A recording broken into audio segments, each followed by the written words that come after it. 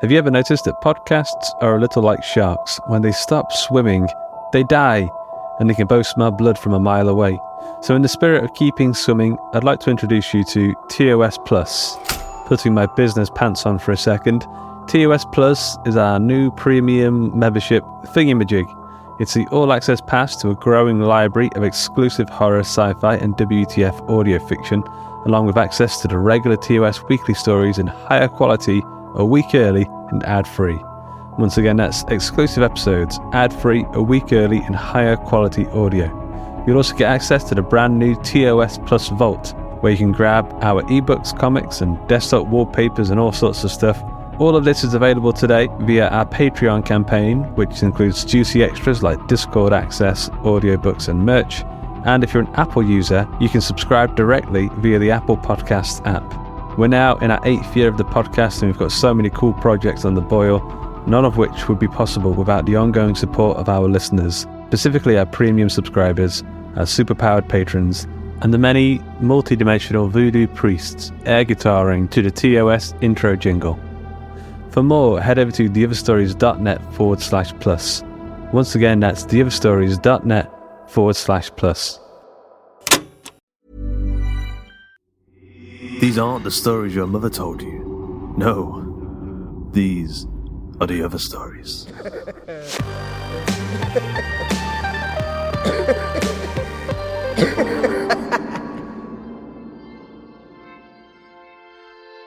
Today's episode of The Other Stories is Magic.AI, written by Rich Hosek and narrated by Josh Curran.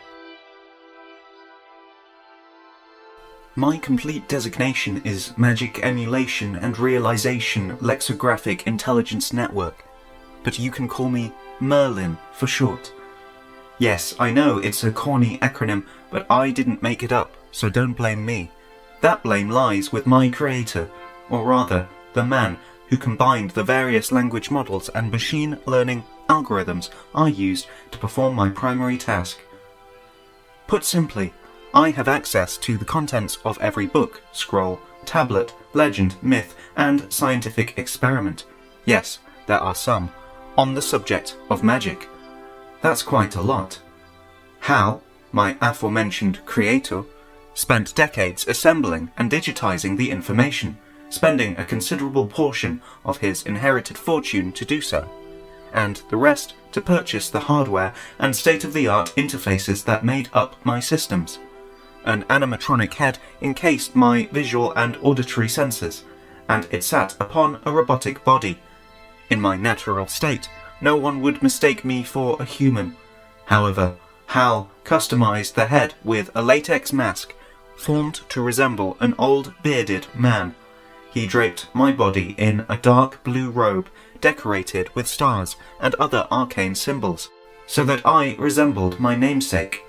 Although this made me mobile, my mind was actually housed in a bank of server racks, loaded with the latest quantum CPUs, solid-state drives, and the fastest memory chips available.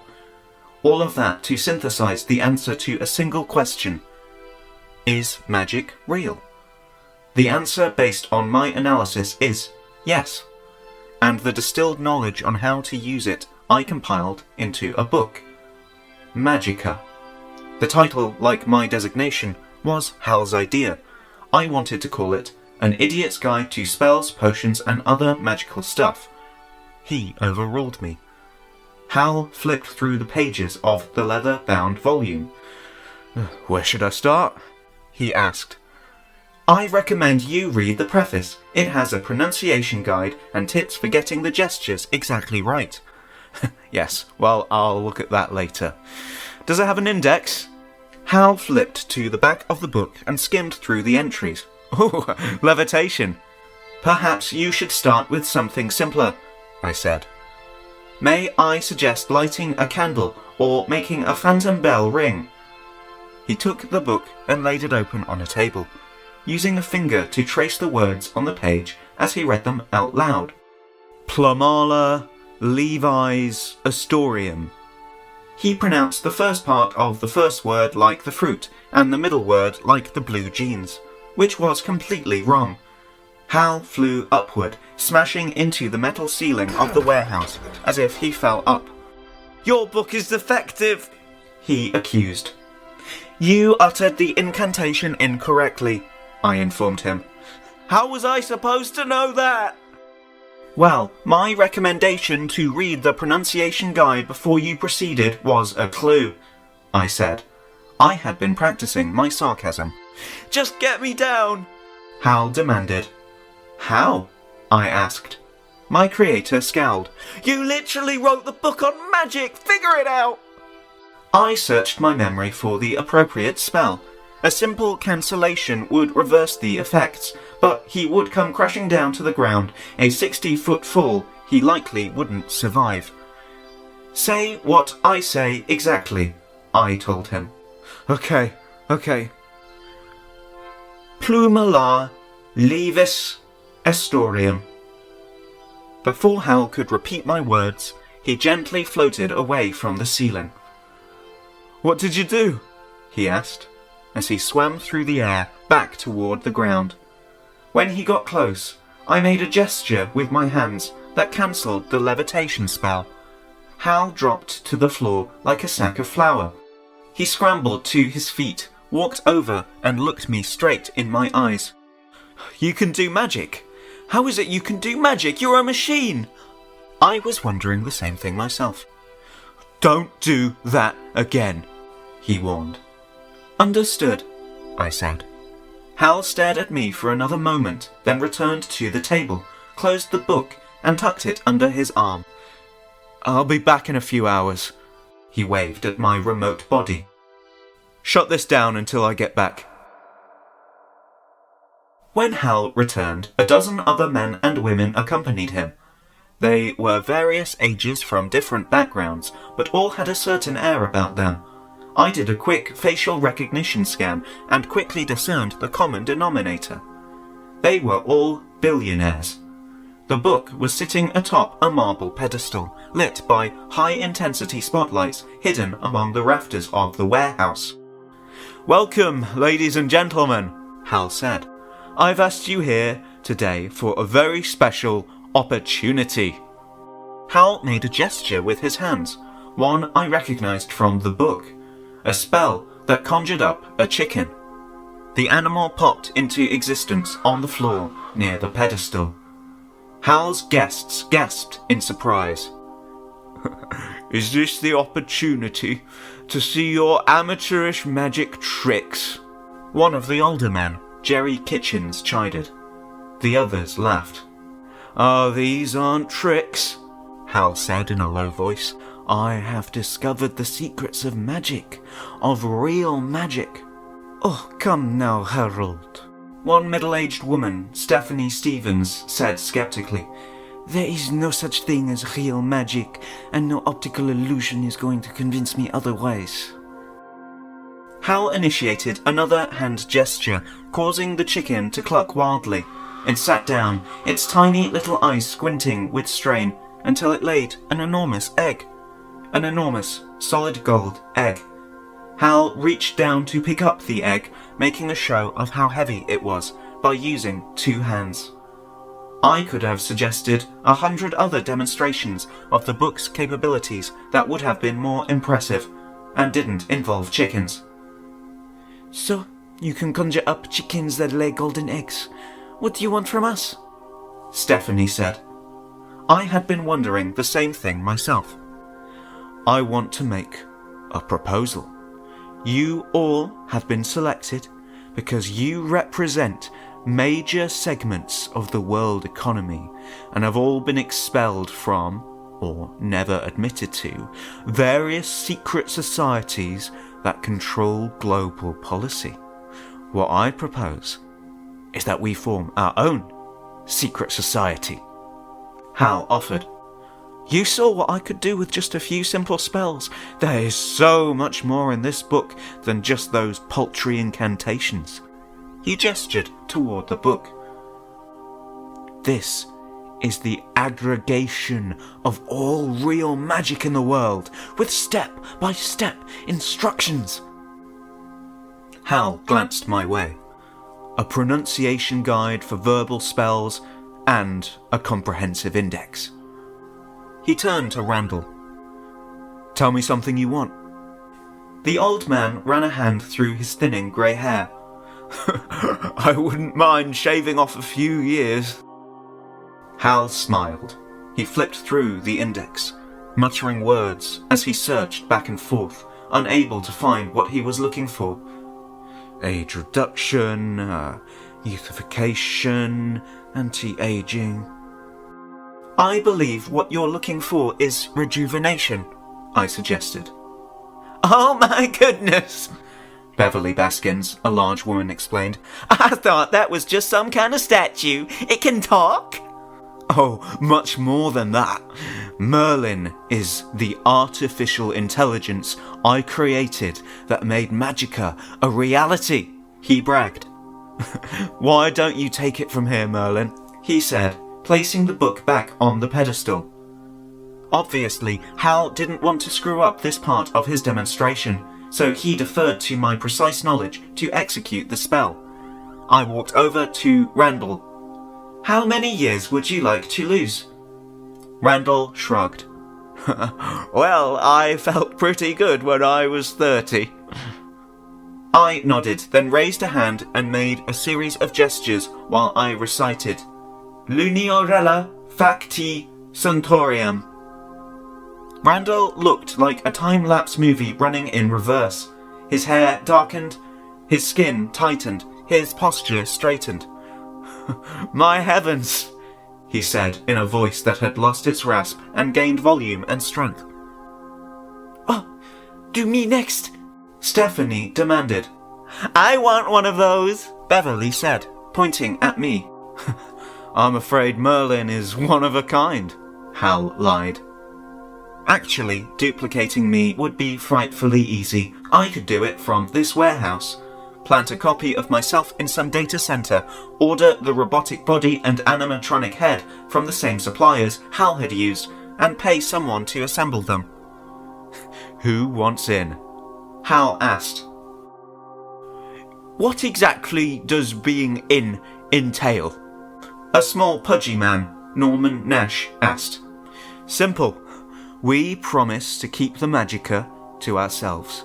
If the spells in this book, or even knowledge of its existence, got out, well, imagine what the world would be like if everyone could do magic.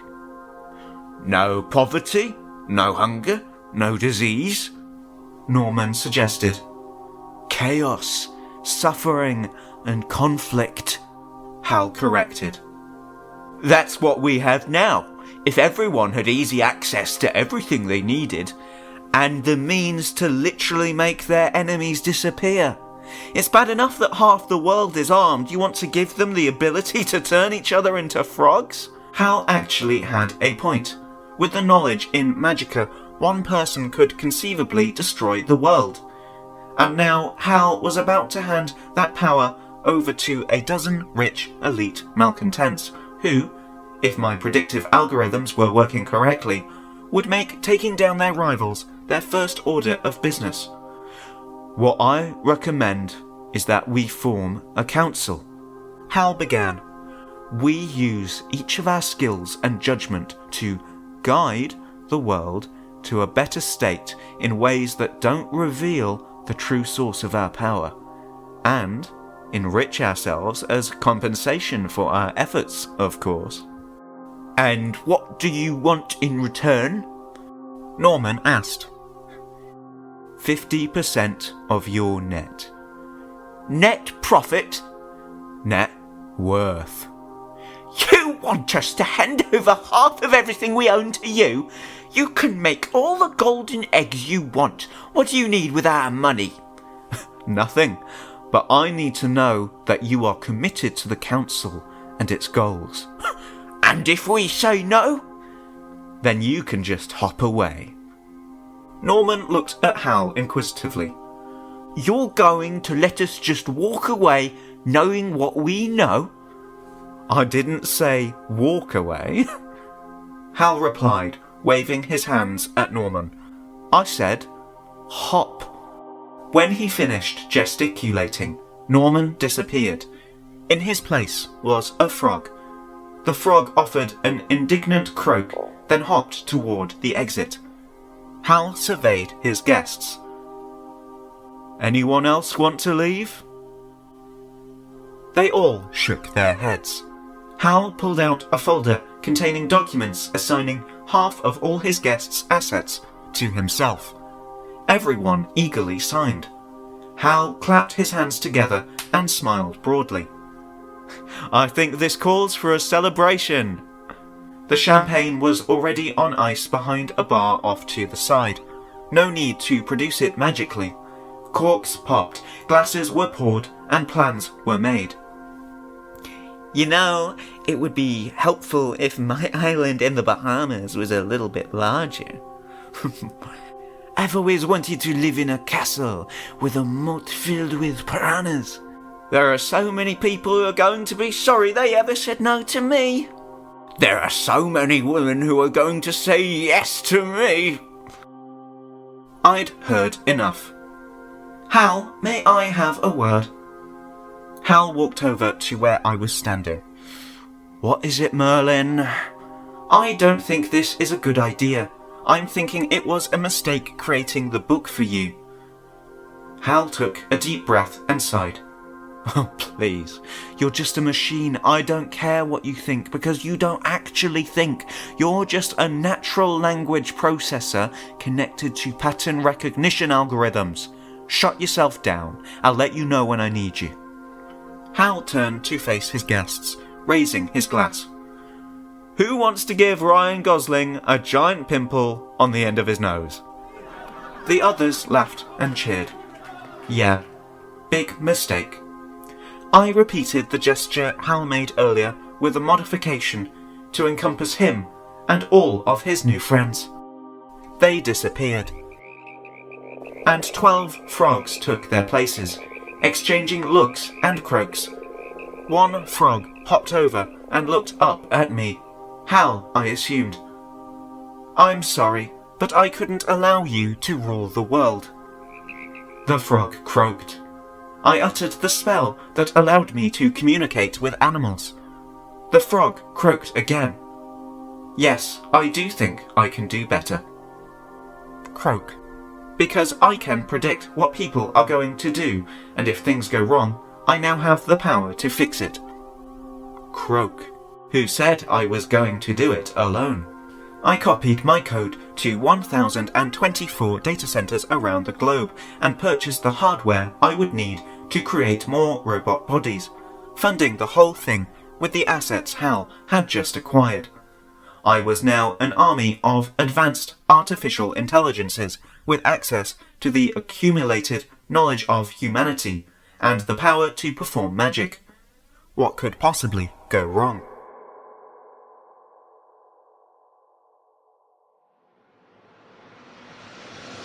I hope you enjoyed today's episode of The Other Stories. Magic.AI was written by Rich Hozek, narrated by Josh Curran, produced by Duncan Muggleton, with music by Duncan Muggleton and Tom Robson, and sound effects provided by freesound.org. The episode illustration was provided by Luke Spooner of Carry On House. A quick thanks to our community managers Joshua Boucher and Jasmine Arch, and to Joshua Boucher for helping with our submission reading. And of course to Ben Errington, the silicon sage and onion, with gravy and mashed potato, and some roasted turnips, and sorry, I got a little lost. Rich Hozek writes and narrates his own fiction podcast, the award-winning Bedtime Stories for Insomniacs. You can learn more at bedtimestories.studio. For more information about his paranormal, mystery and thriller novels, visit richhozek.com. You can find his television writing credits at IMDb. Josh Curran is a narrator and writer. He's narrated many episodes of The Other Stories over the show's lifetime. He's also the creator of the horror audio drama podcast, Miscreation. You can follow him on Twitter at @JCurranWriter. The Other Stories is a production of the Story Studio Hawk and Cleaver, and it's brought to you with a Creative Commons Attribution, Non-Commercial, No Derivatives license. That means don't change it, don't sell it, but by all means share the hell out of it. So, until next time.